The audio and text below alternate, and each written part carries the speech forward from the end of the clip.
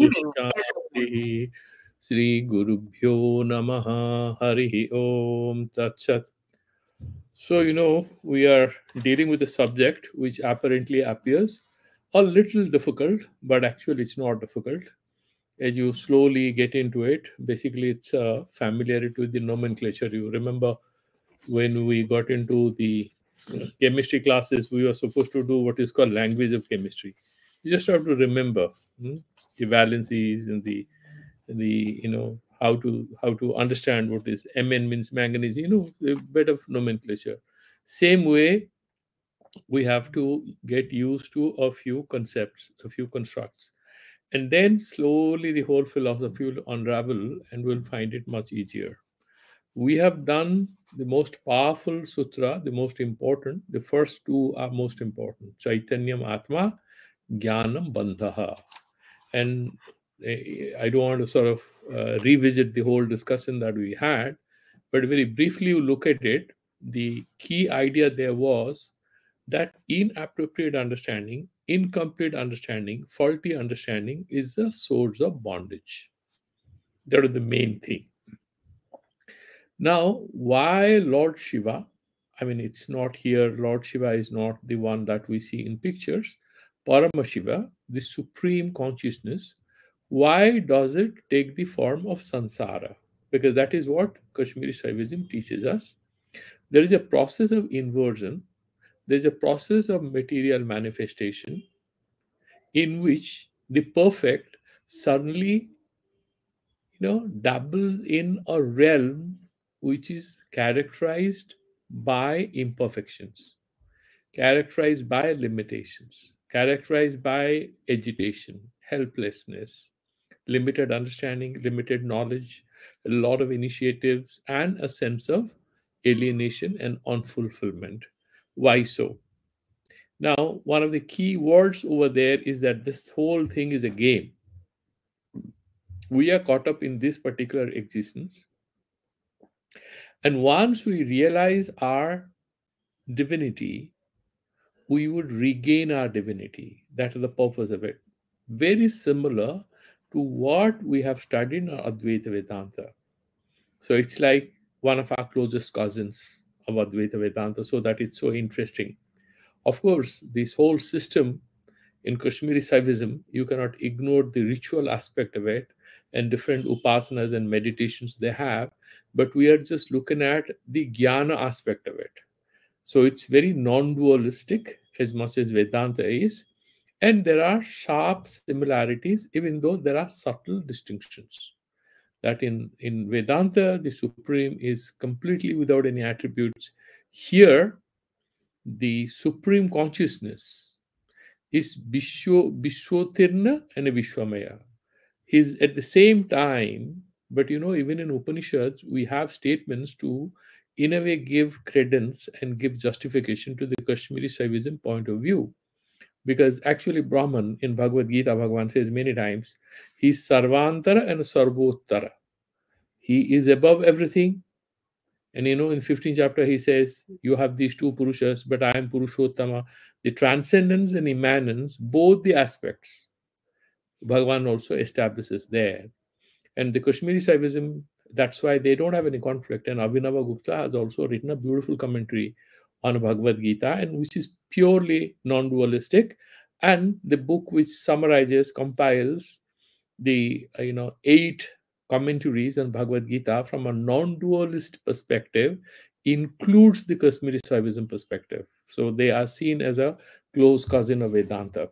But anyway, that's a different discussion. We will now graduate to this third mantra, the third sutra of this beautiful foundational text. The second sutra was Jnanam Bandha, and we have discussed a lot about it. We had discussed about 3 kinds of malas, impurities. And these impurities, when the Supreme Consciousness assumes these impurities, it appears as if it is trapped in samsara, but it is never trapped in samsara. It is Supreme Consciousness. But it play acts, it behaves as if it's trapped in samsara. And the second sutra According to the commentators, the Jnanam Bandha, there are three main kinds of malas or impurities in our consciousness. One is the most important, is called Anava Mala. What is Anava? Anava is Anu Shamandhya. Anu means that micro thing, that you are the supreme consciousness. Once you identify yourself as a minuscule consciousness, as an extremely limited entity, the game of helplessness and alienation, everything starts, isn't it? It's like as a child, once you land up in a place where your parents are not around, how helpless are you? Or if you lose all your papers, all your documents, how helpless are you? It's similarly the supreme consciousness, as if it has lost all its documents, the passport, the credit cards, it has lost everything. And it is a foreign city, gets pickpocketed. What happens? It's a similar situation. And the first mala, and the most important, the mother of all malas, is that what we called and discussed in the previous class is Anava Mala. Please remember three most important malas or impurities. One is Anava Mala, the second one is Maika Mala, and the third one is Karma Mala. Karma Mala, as the word suggests, it has to do with your movements, your activities, your yearnings, whatever you want to achieve. The Maya Mala has to do with how you understand what kind of emotions you have. And the first one, Anava Mala, is more fundamental. It is about your self understanding. Three words you just have to repeat, or you just note it down and keep them in your mind: Anava Mala, Maya Mala, and Karma Mala. According to the commentators, Jnanam Bandhaha deals with the Anava Mala, or the mother of the rest two malas. Because first you have to get confused about who you are. First, like for example, somebody wants to exploit you. What do these terrorist groups do? First, they take a guy, creates agitation in him, they brainwash him. I remember long back, you may have seen that movie. There was an American movie. Long, long back, I saw it. It's called Beyond Identity or something, in which a person is brainwashed to play certain other role. He has nothing to do with it, but he's playing a certain other role. It's like that you are assumed a certain character with which you have nothing to do with, and you are actually far more. It has happened. You have studied in sociology. There are quite a few cases in which human babies kind of were abandoned, or they were reared by certain animals, and then they started behaving like animals. There was one human girl called Kamala. There was a study on it. Recently, there was a little girl in some country, I saw that in the newspapers, who was reared by dogs. And I think when she was 6 or 7 years of age, she was kind of rescued out of it, but she was moving on her four limbs, and she was barking and behaving like the animals. But she's a human being, but she had assumed that she is an animal because she was not taken care of, she was abandoned, and she was reared by the dogs, and she grew up with them. Similar examples I'm giving for lack of a best example to explain how the supreme consciousness suddenly becomes a victim of its own assumption that it is limited. We are a victim of our own assumption that we are limited. That is what it is trying to say. The second two malas, the Maya Mala, Maika Mala, and the third was this Karma Mala. One deals with your vasanas, your cravings, your desires. You have wrong kind of cravings because you have a faulty self-understanding or identity, and what kind of work you do, what kind of thing you have. That again emanates from how you have an understanding of yourself, what kind of emotions now you are nurturing. These two aspects are captured in verse number 3. That is what they are trying to say. That this is kind of, so yoni vargaha kala sariram. Yoni vargaha. That part is dealing with the Maya Mala, Maya Sambandhiya Mala. And a Kala Sariram has to do with the Karma Mala, that we will look at the elaborations to make sense of it. But to be able to make an entry into that, which we will try to, because this is a very small sutra, the explanations we have largely have dealt with, and I'll revisit few of the ideas before we proceed to the exact details of it, because they are interrelated.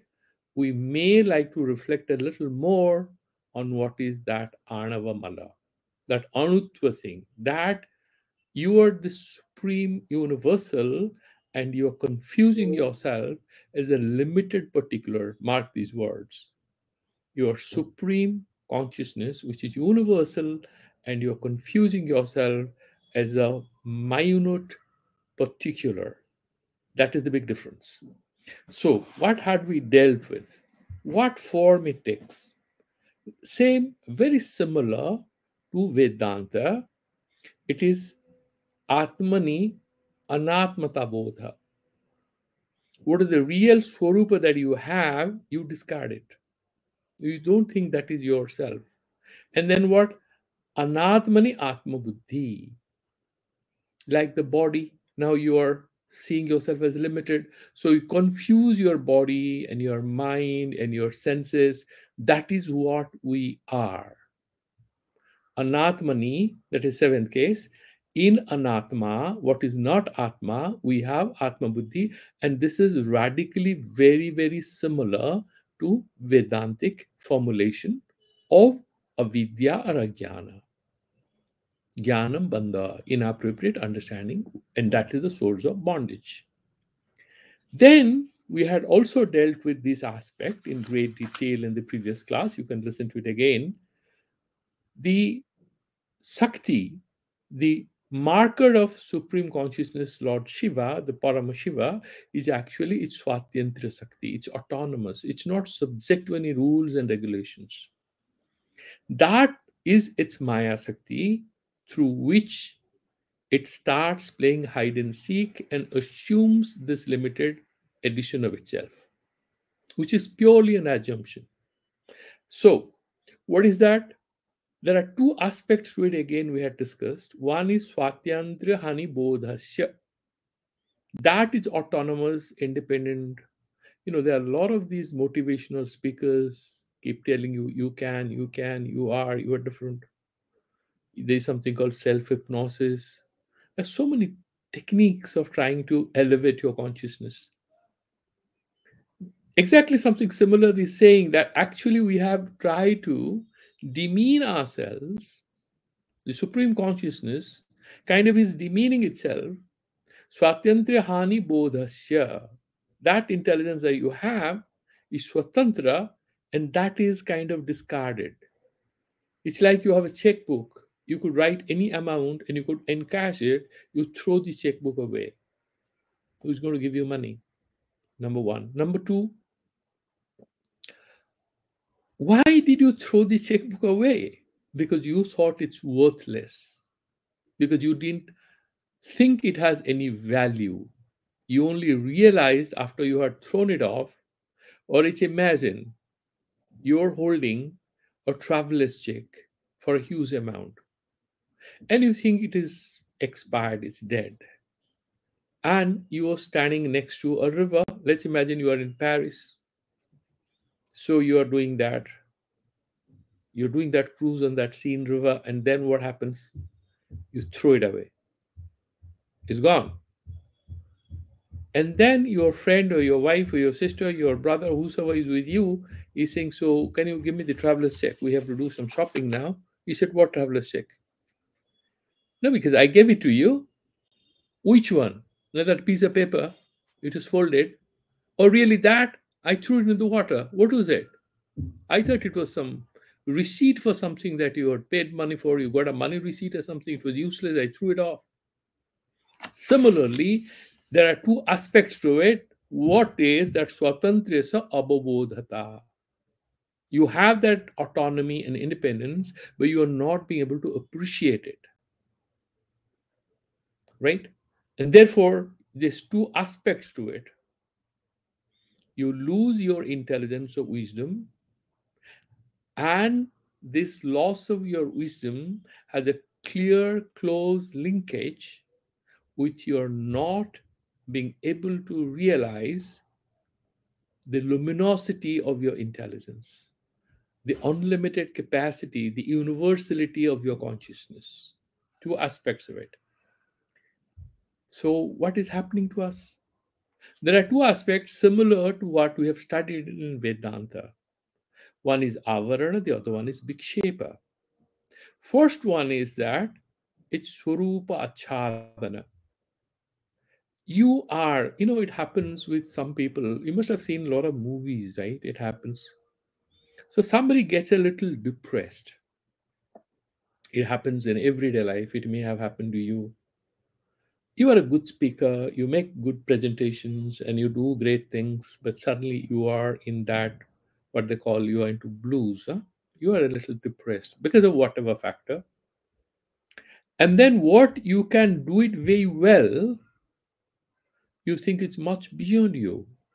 I can't do it. It's much beyond me. Why don't you find somebody else? They say that you are lacking in self confidence. And what is it? That is exactly what is Swatantriya Hani.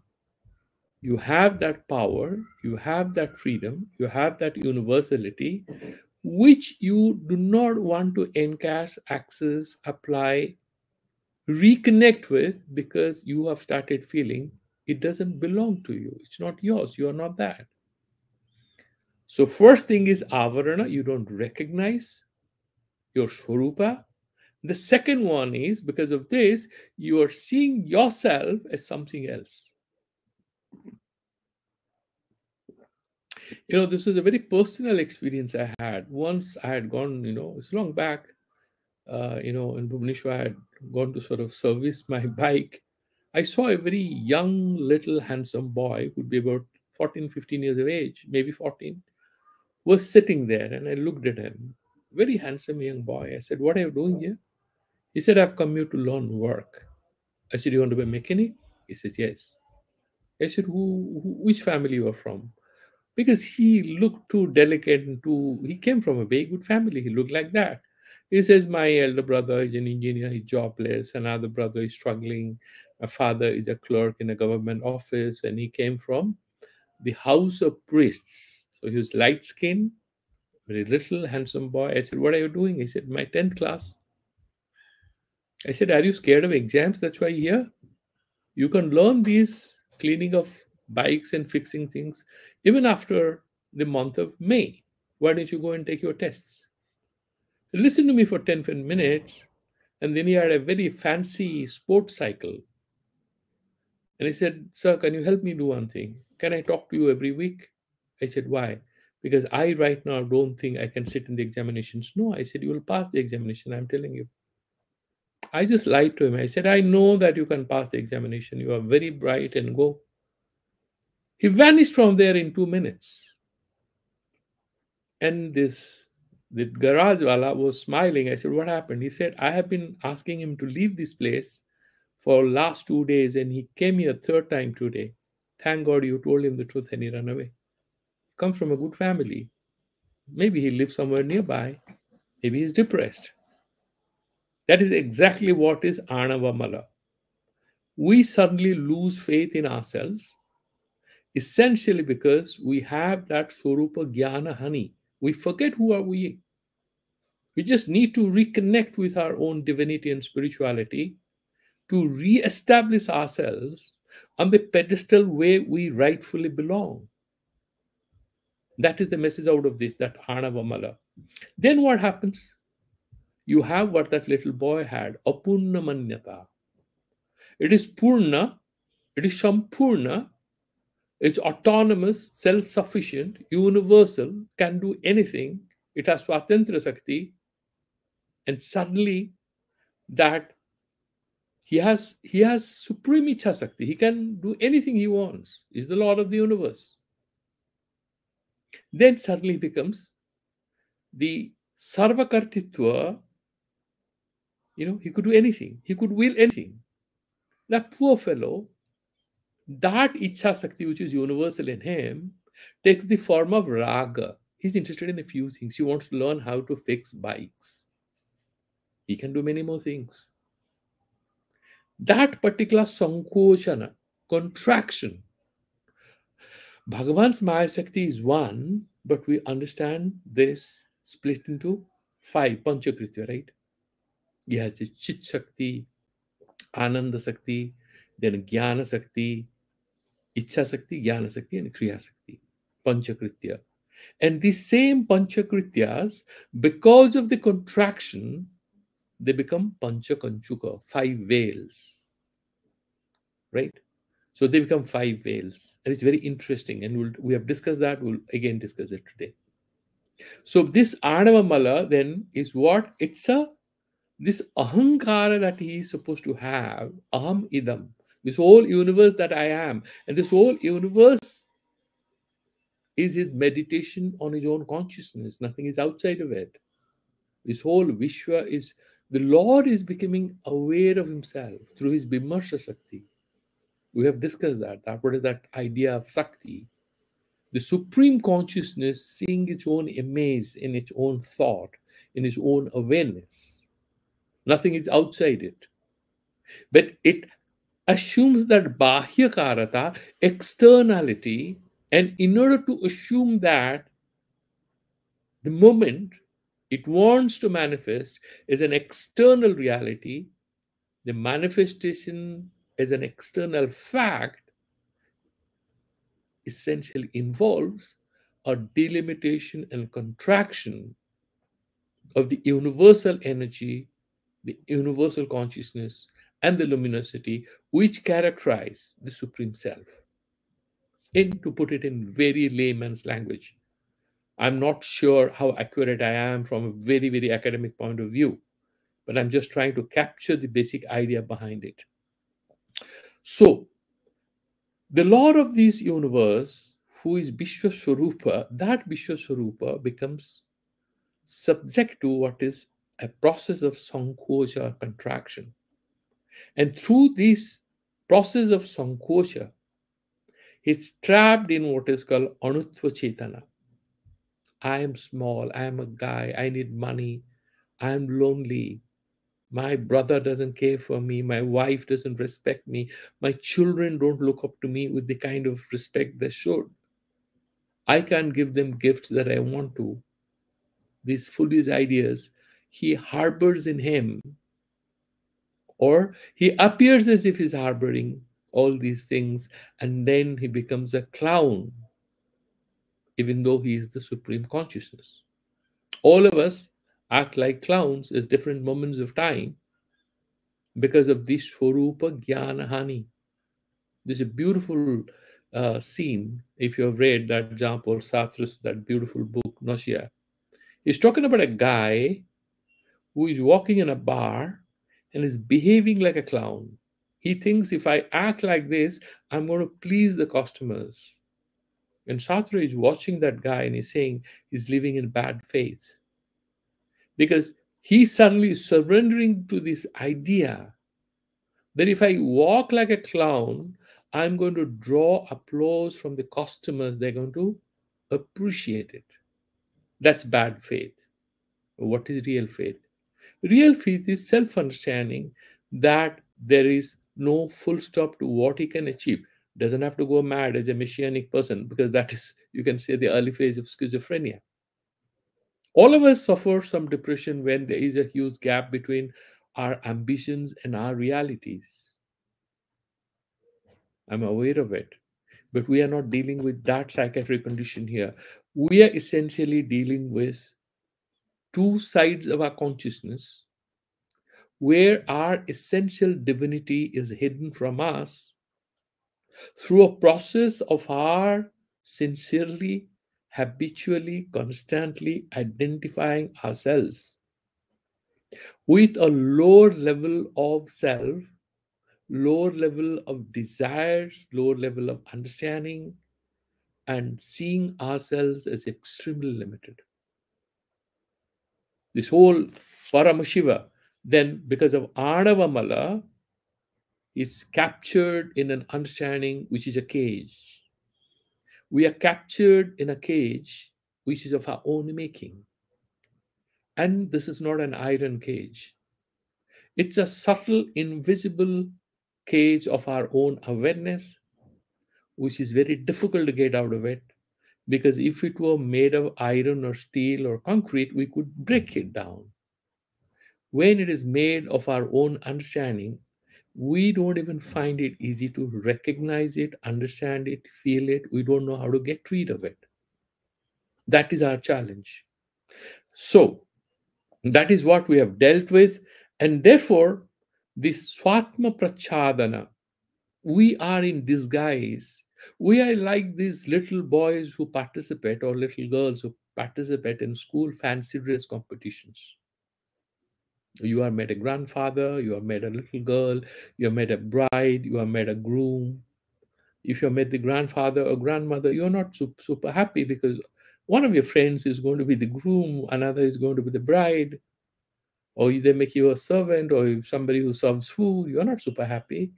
But we are all fixed in different roles, and these roles are all imaginary in a fundamental sense. Of course, we have social roles and responsibilities, and no, nobody is saying they are not real. They are real in a very relative sense. The essential nature of ours is essentially divine.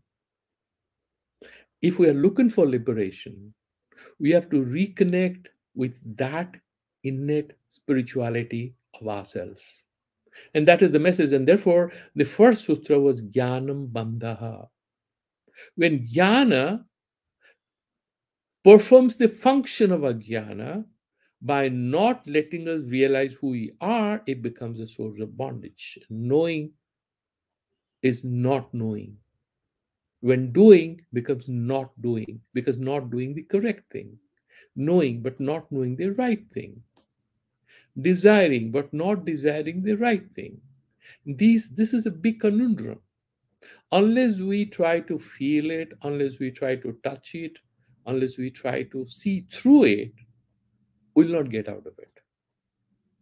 You know, you must be reading in newspapers many such cases in which a girl from a very good family kind of runs away with a man, or a boy from a bright scientist or something, he gives into a relationship or a kind of whatever. It could also be in commercial thing where you are trapped or cheated. Why does that happen?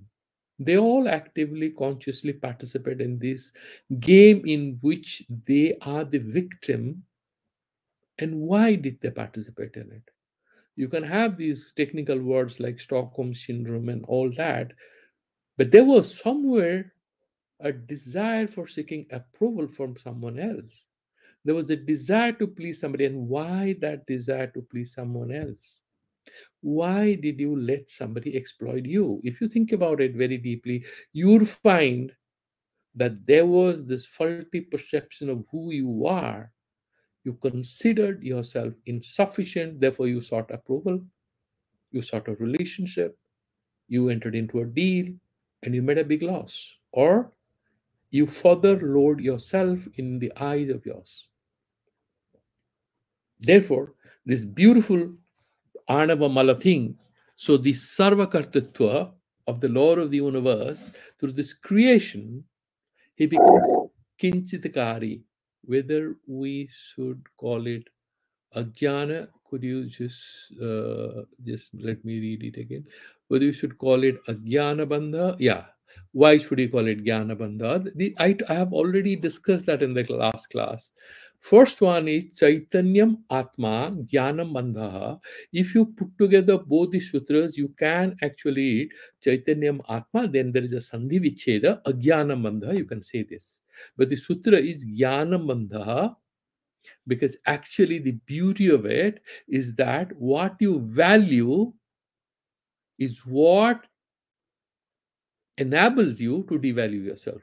What you add value, you see, if you look at your life, Vedanta will say, yeah, it's ajnana, but the Kashmiri Saiva, Kashmiri Saiva philosophers are far more sophisticated, let me tell you, because they come a little later and they had a very great, let me tell you, that Kashmir was place throbbing with intellectual activity those days, and they had conversations with great Buddhist scholars, great scholars from South India, and it was a happening place. All great intellectuals used to go to places like the three, four places.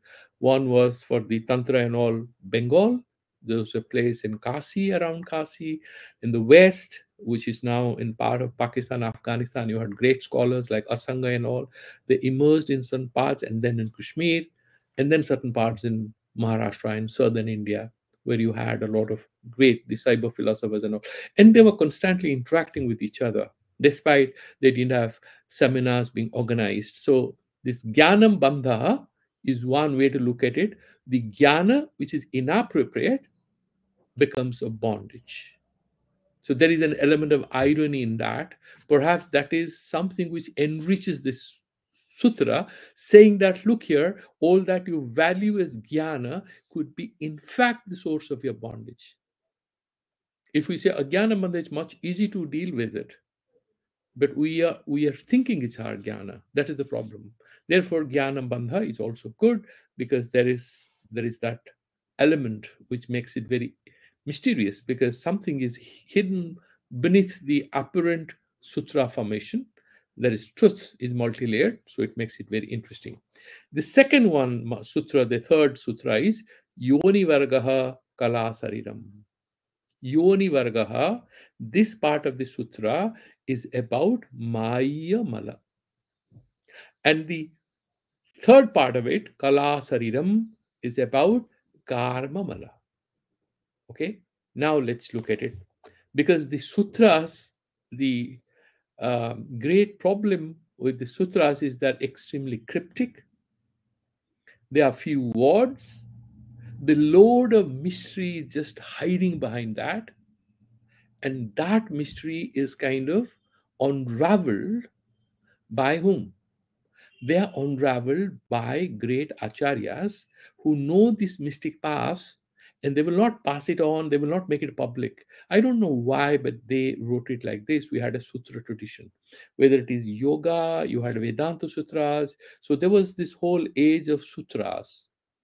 Each philosophical school would have its own sutras where they will cram everything into a few words. Okay, so Yoni Vargaha Kalasariram. Now, as I was telling you, that Maya Sakti of Lord Shiva, the Supreme Consciousness, is split into five ways of looking at it, or five modes of it, right? One would be Chitti Sakti, Sarva Vyapakatva, right? This Sarva Vyapakatva, you know what? It gets upturned, becomes one of the conchukas, right? Maya has five veils. Conchukas. Conchukas is like a blouse a girl wears. It's like a veil, it's like a covering, it's like a wrapper. So it becomes niyati. Sarvavyapaka, what could pervade all, becomes a victim of incidents in certain parts. Niyati gets regulated, which is universal, is suddenly subjected to some regularity or certain contours, certain modes in which it can appear. That is the first thing. Next one is the Ananda Sakati, which is Nitya. The Ananda Sakti of Lord Shiva, the Supreme Consciousness, is Nitya. And that consciousness, that aspect of that Maya Sakti, Ananda Sakti, suddenly becomes, you know what? Anitya, it becomes Kala. It takes the form of Kala. You know what? Time. It becomes time bound. Nitya Ananda, the Swarupa, our Swarupa is Nitya Anandatmaka. We're supposed to be by nature blissful, but what do we expect? We once in a while experience what we call happiness, and what by nature is episodic. We feel happy for a few seconds, for minutes, one evening, 1 hour. It comes and goes. The Ananda Sakti has got contracted to feeling of some happiness some pleasure, everything gets overturned, right? So it becomes Kala. Then the first one, Ichhasakti, which is again supreme desire of the Lord. He can do anything, right? He can wish anything. Kalyanamaya, he's Kalyanatama. What happens? It becomes Raga. How do I explain it to it? Again, I am telling you that I'm not being very orthodox in the following the tikas and all, because that makes it very technical. I thought that I'll try to open it up so that there is at least a palatable conversation. The best one is to understand this Ichha Sakti, how it changes. The little boy who is born, a little child, you look at that little child, it smiles at everybody who goes there, isn't it? Smiling all the time. And it doesn't know what is good, what is bad. It wants to touch anyone. It loves everything. It is new to this world. Whether it's a poppy or some colors, of course, it develops some choices. But you look at the little baby who is about a couple of months old, it's all the time very active and as if it's swimming in the air, lying on its back, super excited. After the mother has fed it, it's very energetic till it falls tired and falls asleep. It troubles the mom all the time, jumping on his bed. It's ecstatic, isn't it? Suddenly, the same baby, after 2 years, is asking for chocolates, is demanding, I want this doll, I want that doll. What is it? Raga. The universal yearning for something which is blissful has taken the form of specific desires. Why? It has now ego. I want this doll. If it has an elder sibling, the elder sibling takes it away, it will cry and shout. It has already that Anutva Anavamala. The ego sense is developed. The beatitude of being there with that universal ahanta has been clouded by the development of the ego self. So it has become raga, yearning for specific things, right? And then if you look at Jnana Sakti, the Jnana Sakti is again, he's supreme, he's Sarvagya, he knows everything. He's Lord of the universe. Once he's now identifying with his body to know what does he have at his disposal to make use of. He has his Panchajnanendriyas and Karmendriyas and the Manas and the Buddhi. These are all small little instruments. These are his own creation. He becomes obsessed with it, and then he becomes a person who is human or an animal, limited understanding. That Jnana Sakti, which is unlimited, becomes what? It becomes Vidya. Okay? The Jnana Sakti, unlimited Jnana Sakti becomes Vidya. And then finally, the Kriya Sakti is Sarva Kartitva. Now he's singing, I'm Kinchit Kartik. I can't do everything, I can do only a few things. Now, there is a catch there. We got to be careful. Lord Shiva, even though we have that realization that we are Paramashiva, we can't fly in the air, we can dive into the Pacific and reach the bottom. No, we cannot do these things. In this body, the Kriya Sakti that we are talking about here is of the supreme consciousness, which can take any form. It becomes a doer of a few things, relying on this biological frame and the karmendriyas. Once you assume that I'm a human being, you realize that you are this, then you have ahanta abhimana. I amness is limited to this idam, which is a body mind complex. It's limited. We have a choice. And therefore, that particular beautiful Kriya Sakti, which is unlimited, universal, now has become Kala. Okay? Now it will be easy for you to understand this sutra, Yoni Vargaha Kala Sariram. Now, what is this Maya Mala? We had dealt with it a little earlier. When we were doing Jnanam Bandha, we had done a little about it. So we'll just sort of touch upon it. Remember this, that this Maya Mala is essentially Bhinna Vidya Prathatmaka. What is Bhinna Vidya? You have, and the mother of this Maya Mala is actually Swarupa Achadana. It's Bikshepatmaka in a Vedantic language. So you first have Avarana Mala. You cannot see the rope as a rope, and therefore you see that as a snake. So you have Veda, Bhinna Vedya Prathatmaka. Everything is different. So these little kids are super happy with each other. And then somebody was telling, it was a very funny incident. One of my professor, I don't take his name. He was telling that sibling rivalry can be very sharp, and he was from East Bengal who came and settled in Calcutta, and he was saying how one of his cousin sisters who got married 10 years earlier, I mean, he was narrating it to us when we were students, and the younger sister, when she was getting married, the parents had become very well off.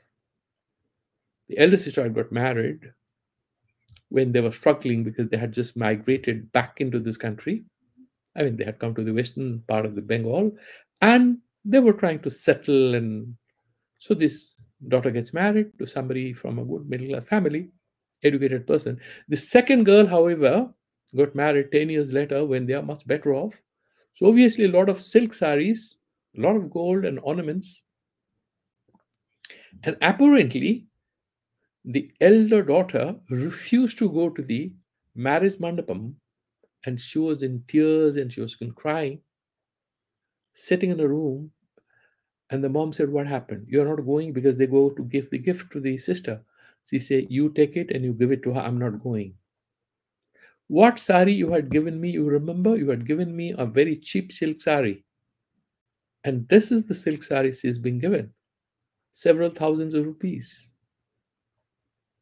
Bhinna Vidya Prathatmaka. Mayamala. Duality. Difference. Interestingly, we are living in cultural times where difference and conflict, hatred, dislike, these are glorified as good, fair, politically correct, ethical emotions. Hatred is considered, or dislike, hatred, political difference, these are glorified as fair emotions and fair political motivations. But at the root of it, according to this philosophy, it's born out of two things, Anabamala and then Mayamala. Bhinna Vidya Prathatmaka. It's a very beautiful thing. And therefore, whatever was your jnana has become vidya, limited understanding, and then you are trapped in this very sad thing. So your jnana sakti, which was a matured, good understanding of who you are, your little baby sister is getting married. You are like a half mother in a good cultural setting. The elder sister is like a half mom. You're supposed to be super happy that your baby sister is getting married, but you are remembering that you wouldn't give the best silk sari that your younger sister has been given. And there is a bit of rivalry. It happens. It's quite possible. But this is coming out of a twisted understanding of who we are, which is maybe politically correct. If you, that's one of the saddest parts of it. There's a professor of psychology, I'm forgetting his name, who gave a talk sometime back. It's on the YouTube. If I find his name, I'll give it to you. He was saying that there was a time in the United States in the 60s and the 70s, despite sharp political differences, there would be a lot of issues on which both the Republicans and the Democrats would share a stage, will share a drink and smile at each other in a coffee table and be good friends. And that's not possible anymore, because the Political correctness is characterized by an element of emotional dislike and hatred and cancel culture and all that. We are all kind of divided societies all over the world, and we glorified hatred. We are essentially ragadvesha. Bhagavan says in Bhagavad Gita, these are the two enemies that you have, my dear friend. Mahapapma, they're big sinners. They're going to trap you. Going to be very careful with them. But we have become best friends with them. So, therefore, the Jnana Sakti, how does it happen? He's saying that Anavamala Tathacha Apratihati Apratihata Swatantra Rupa Ichha Sakti Sankuchita Sati. When that unlimited independence and autonomy of your ichhasakti, your volition, your desire, sankuchita sati, it gets contracted and then trapped in apurnamanyata. It assumes the appearance. What kind of appearance it assumes? I'm not full. I'm not this. I'm not that. Why not? How can I get it? Starting of craving and hatred and all that. That leads to the next one, which is Mayamala. Jnana Sakti Kramena Sankochat, because of its contraction of your own understanding and wisdom, Bhede Sarvajnatvasya Kinchit Apte. You are Sarvagya, you become a Kinchitgya. You are having universal consciousness. Now you are stuck with the particulars. Knowing the particulars is not a problem. Getting stuck with that is a problem. Antakarana Buddhi Indriyata apati purvam, and you are knowing all this, reducing your ability, that intuitive greatness and blissful ability is now getting contracted to a state of reliance on your gyanindriyas, which are anyway stupid, they're limited. You are losing your third eye, the eye of intuition and wisdom of getting liberation. That war is not, you're not going to win because you're binding yourself.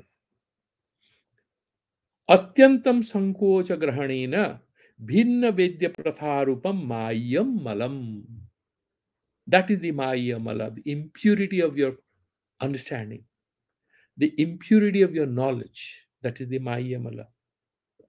Right? Yoni varagaha. Why is it called yoni varga? Okay, faulty understanding is the mother of all stupidities that you'll follow in the form of your activities, your relations, and everything. The mother of it, first thing is Swarupahani, and then you have faulty understanding.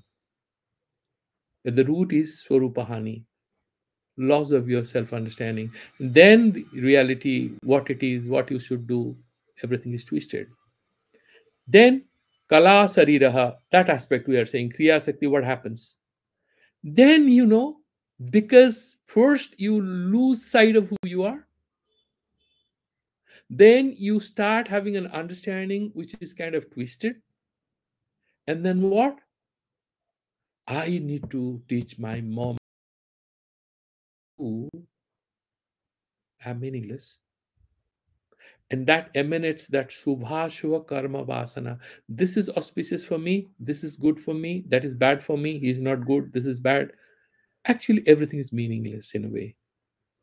Because at the root of it, we have an imperfect, limited, restricted awareness of who we are. Everybody is trying to say, you are with us or you are not with us. That is the day to day we are passing through. This is the political culture today. Are you with us? Do you think it's good? And they can actually mess up your beautiful emotion the moment. And I mean, if you are a little spiritual, it's a hard job just to survive anywhere, whether it's a train or a flight or a bus. The only way is that you have to behave that you have gone a little mad. I mean, if that works for you.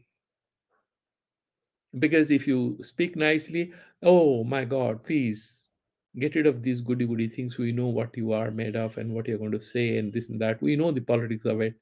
They'll come back harder at you. So, what does it say? That this, because of this, then You are actually sarvakartitva, sarvagyatva, purnatva, nityatva, vyapakatva. All these are the Shaktis of Paramashiva. And that's one of the reasons as to why I find it very refreshing. It's not that I'm just trying to say that Vedanta is not interesting, it's super. But this kind of coming at us with an air of freshness, because it's talking about many things in details that we actually pass through. So you have surrendered your purnatva, your sarvagyatva, your nityatva, and vyapakatva, and then you are trapped in subhasuva karma vasana, kala sarira. You could do anything. Now you are expert as a financier, as a writer, as a husband, as a wife, as a player, as an investor. And there's this beautiful sentence, to go back to Karl Marx. He said that, no, I'm talking about a communist society in which the man would be hunting in the afternoon, maybe fishing in the morning, or hunting in the morning, fishing in the afternoon, and read literature at the dinner table without being a hunter, a fisherman, or a literary critique, because he would be a human being, a creative being. He would recover his Promethean self. Of course, as a vegetarian, I don't like that whole sentence of hunting and fishing.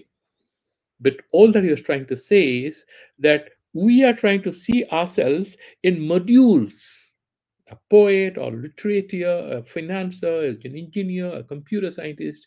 And that decides, I mean, one of the reasons the kind of job I was doing earlier was very suffocating, that I couldn't even go and participate in a seminar because there would be few radicals, and you're working in such an institution that you cannot go to anything where there is any smell of politics, any smell of sociology or this and that. I was in a jail, but then they had offered a good salary. So you cannot speak if you're in one of these UN jobs, or you're a diplomat. You can write in pseudonym, but you can't speak. You can. I'm telling you, it's not about that. Even if you today become a professor in a university and you know how difficult it is, you cannot speak. That is the truth. Why can't you speak? No, you can't, because that freedom will put you in trouble. Because that is also another form of a limited edition of who you are. Kashmiri Saivism is taking you further up, saying, okay, don't feel happy, but even if you speak, will you be liberated? Will you be limited or unlimited? Where are you looking for a release from where you think you are in bondage? And this is a powerful question, and slowly he will take us forward. And earlier, if you remember, how do we get out of this? You have asuddhi, impurity in the Anabamala. Then you have kartavyata bodha, I should do this, I should do that. Karmamala, impurity of your action. And kyobha, agitation, kyobha, kampana. You have agitation. You have these lot of soap operas, especially in India, when the wife comes and picks up a fight with her husband. Why? Because the neighbor's wife has purchased a diamond necklace, and she has purchased a new car, or she has ordered new furnitures at home. What am I doing? What are you doing? She went out on a tour to Europe, and how many holidays have you given me? All kinds of problems. Shobha. Out of what? Maya mala, an imperfect, inadequate, limited, restricted understanding of who we are and what our reality is all about. And how do you get out of it? I'm just repeating what we had mentioned, which is by Maheshwarananda, is this beautiful book, Mahartha Manjari. Shosa malasya naso daha etasya vasuno chedaha aplavanam tanunam jnana sudha sekariveta suddhihi. You are asked this meaning of this word aplavanam at the heat of the moment.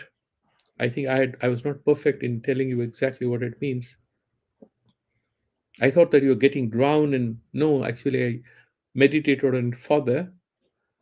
Obviously, one is shosa malasya, like the sure the who clean up the sewer lines, they sort of try to pull it out using pumps. Naso daha etasya born them vasana uchedaha, mononasana vasana tyaga. What is vasana? We have to understand first. Vasana is not desire. Vasana is what is hiding in an encrypted form in a subconscious and an unconscious, and it comes back to us again and again to trouble us. Many of the problems that we face in our lives, a lot of wrong events, lot of events which give us pain and suffering. If you deep down within you and think about it, you would find that you have unconsciously negotiated for it. We all do it without knowing it, because there is that imperfect understanding, there is that element of craving which is in the form of vasana. It's an encrypted form. Until we understand that, the moment we see through it, interestingly, it vanishes and we are free. That's all about our spirituality, nothing else. This whole satsang is nothing. That we see through it and it's not there. You're so scared of it, and it comes to bite us again and again. So what he's saying, aplavanam tanunam jnana sudhasika nirmita suddhi. So you know what? With proper self-understanding, the purity, the bliss of understanding, you sort of wash it off. Aplavanam, aplavaha would be, I mean, there are two ways. One is that you get drowned. The other one is that you actually take a full dip. And I remember, this college days joke. There was this, I mean, who will not go that way? So you take a dip. You remember Holi? So after Holi, you remember your school days or college days. I don't know where you used to play. I never played it, but I have seen the college students after this, they will go to the river or the barrage nearby and they will do swimming and try to wash off all the colors and all which was put on them. We need that kind of an immersion in that moment of self understanding and a bit of self analysis. That is the act of bathing. That's the act of giving ourselves a very good bath. We can give ourselves a physical bath, of course, that is very important, but we need to give ourselves that spiritual, that bath of a new understanding of who we are. I think with that, I'll stop here. We'll go to the next sutra tomorrow. That's Sunday. So if you have any questions, of course, you just cross time by a couple of minutes, but we can have one more minute. Any question anybody has? Just Yeah, one clarification. So please. why they're calling it Yoni Varga? Is it because Yoni is Prakriti in female form? Yoni is here the causal form. Here yoni vargaha. You see, the language, the construction of each word. I tell you, Kashmiri Saivism. There are so many scholars, and there are loads and loads of interpretations. Yoni Vargaha, the book I'm following, they have just mentioned because that's the cause of the long tail of other events which will follow. But I would again follow the Vartika of Bharata Raja. And then I'll tell you Joni Vargaha here would mean that particular thing, that Maya Mala is again causing the next set of imperfections and wrong things that follows that. That is how in that sense it's mentioned. But we will further discuss on that because we didn't have enough time on it today. Okay, Okay. thank you. Mhm. So let's do the Shanti mantras.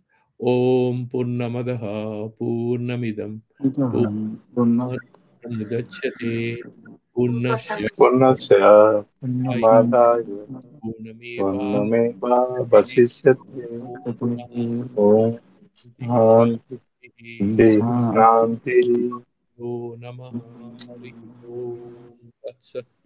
Okay, have a very good day and we'll meet again tomorrow 7:30. God bless you. प्रणम्